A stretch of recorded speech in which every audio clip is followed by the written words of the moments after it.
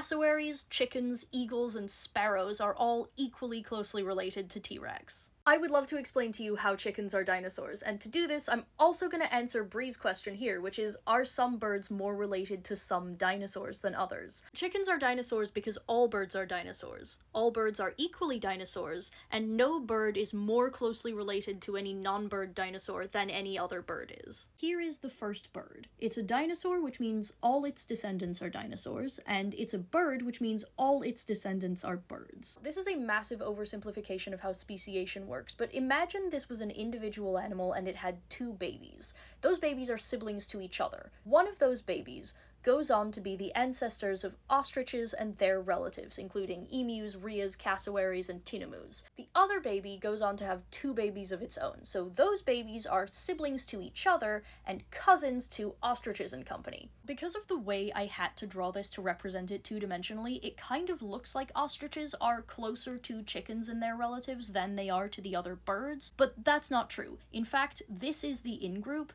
and ostriches and their relatives are the out-group. Now let's go back to that first bird. This animal was a dinosaur, and to continue using my oversimplified language about speciation, just like its own descendants, which became the ancestors of various kinds of modern birds, the first birds also had sister species, which continued to evolve into different kinds of non-bird dinosaurs. In this analogy, those animals are first cousins to the true birds, and they and birds are second cousins to the next closest outgroup of non-birds. It turns out among the closest non-bird relatives to the true birds were Velociraptor and its closest relatives, which is part of the reason why we're so sure Velociraptor had feathers. I'm also going to take this opportunity to clear up the misconception in this question right here, which asks how some dinosaurs survived the end Cretaceous mass extinction in order to evolve into birds.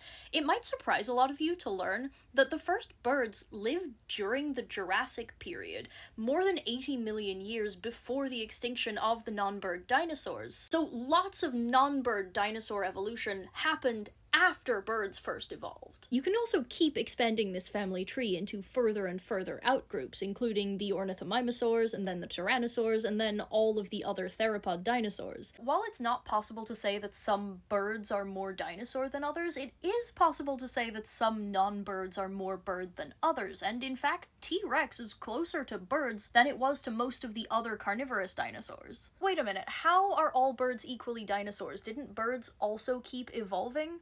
Yeah, but you can't evolve out of a clade. So if you're a dinosaur, all of your descendants will be considered dinosaurs forever. If you're a primate, all your descendants will be considered primates forever. You can think of clades kind of like ripples in the water, so like as the outer ripple expands, the inner ripples expand inside it, but no amount of expansion in the inner ripples is going to make them jump to someplace outside of the outer ripples. It's just that they expand as the entire thing expands over time. So, to recap, birds are dinosaurs because they evolved out of dinosaurs. You can't evolve out of a clade.